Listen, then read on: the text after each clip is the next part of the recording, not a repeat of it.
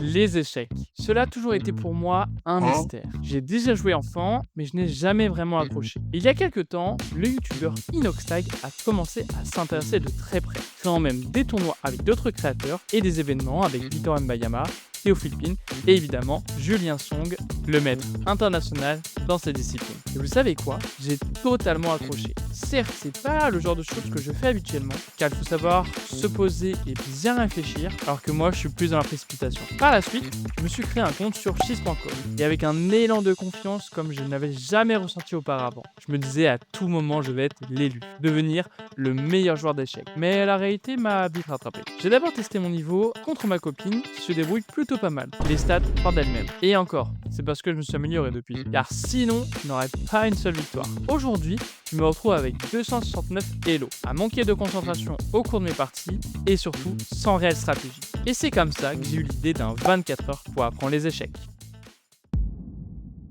Avant toute chose, laissez-moi vous expliquer comment fonctionne une partie d'échecs. Tout d'abord, sachez que chaque joueur a en possession 32 pièces qui ont chacune un mode de déplacement différent.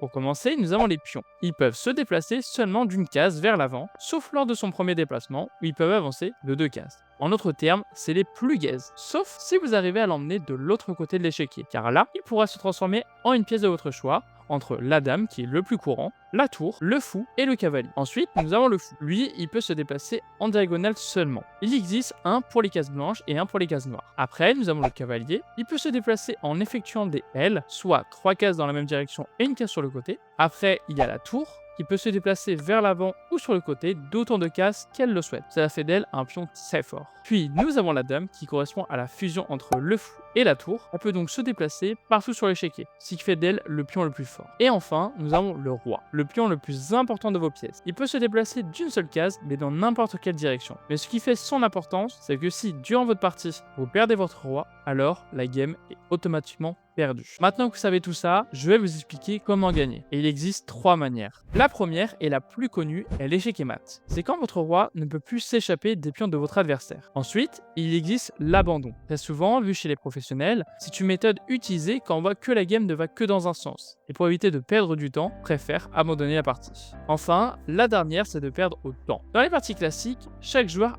1 heure et 30 minutes. Mais selon le mode de jeu, le temps peut différer, comme pour le mode Blitz, qui est de 10 minutes, ou encore les parties rapides qui sont de 10 à 25 minutes par joueur. Enfin, il existe une dernière méthode pour finir une partie, qui est le nul. Cela peut arriver de différentes manières. D'abord le pat, c'est quand le roi n'est pas en échec, mais qu'il n'existe aucun coup légal. Ensuite, c'est quand on manque de matériel, et donc impossible de faire un échec et mat. Après, si la même position se répète 3 fois d'affilée, moins connu, il y a aussi la règle des 50 coups, donc c'est quand 50 coups passent sans prise ni mouvement de pion. Et enfin, si les deux joueurs se mettent d'accord sur un nul. L'ouverture.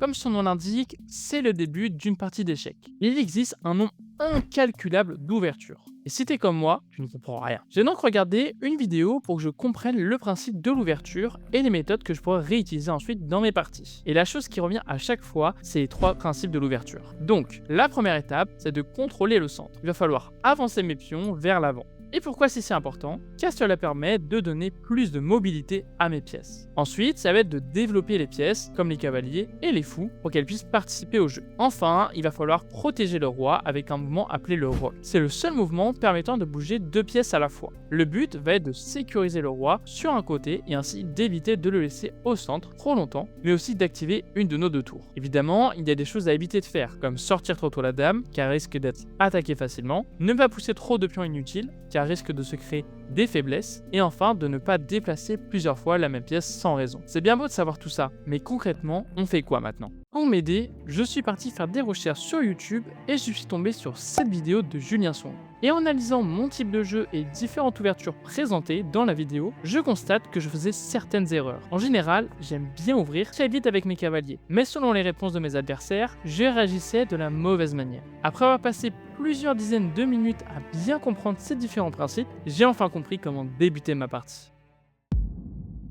Après l'ouverture, généralement, je ne sais pas trop quoi faire ensuite. Je joue un peu à l'instinct. Un petit pion par là, un autre par ici, et hop, je perds ma tour. Du coup, même stratégie. YouTube, plutôt Julien Song, et on apprend comment ne pas tomber dans les pièges de mes adversaires. Et j'ai découvert plein de moyens de coincer mes adversaires avec différentes phases de jeu. Tout d'abord, nous avons le clouage, qui consiste à placer une pièce devant une autre qui ne peut pas nous manger. Et on la place à cet endroit car derrière elle se trouve une pièce encore plus importante. Et si par mégarde, il bouge cette première pièce, alors on pourra attaquer la pièce la plus importante et prendre l'avantage. Ensuite, il existe aussi la fourchette. Généralement, on la retrouve grâce au cavalier. Et cela consiste à placer son pion à un endroit où nous pouvons attaquer deux pièces en même temps sans laisser la possibilité de se faire manger. Enfin, il existe aussi la découverte.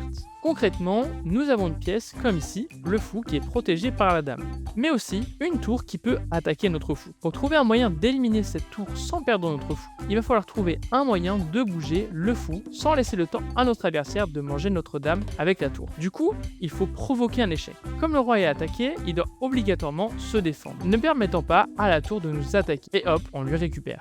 Évidemment, il existe encore plein de principes, mais pour cette vidéo, ça fera largement l'affaire. Après avoir appris comment bien débuter et ensuite essayer de prendre l'avantage dans la partie, généralement, il faudra finir la partie par un échec et mat. Le problème, c'est que je n'arrive jamais à finir, provoquant alors des pattes bien rageantes. Ah mais c'était sûr en fait! C'était sûr! Évidemment, vous connaissez la chanson, on repart pour un petit tuto. Mais cette fois, il n'y a pas vraiment de tuto approprié.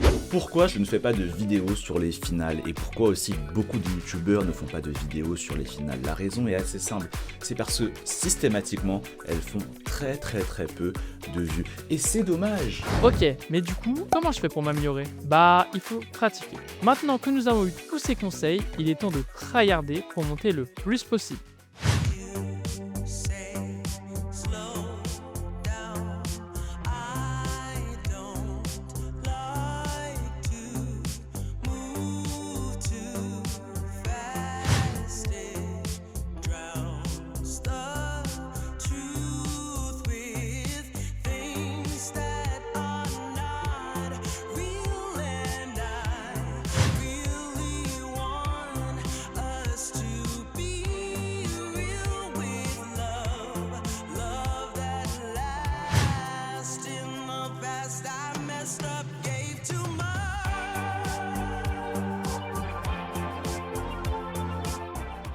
Après 24 heures de travail acharné, j'ai enfin terminé le challenge. De même, j'ai réussi à monter énormément en Elo, passant même les 300 alors que je n'arrivais jamais à passer ce niveau-là. Alors évidemment, il faudra bien plus qu'une journée pour vraiment m'améliorer et avoir vraiment des différences. Mais avec cet entraînement, j'ai quand même pu apprendre de mes erreurs et apprendre beaucoup de choses. Évidemment, il faut pratiquer, se tromper pour un jour réussir, c'est logique. En tout cas, j'espère que la vidéo vous aura plu et vous aura donné envie de découvrir les échecs. Et nous, on se retrouve pour une prochaine vidéo.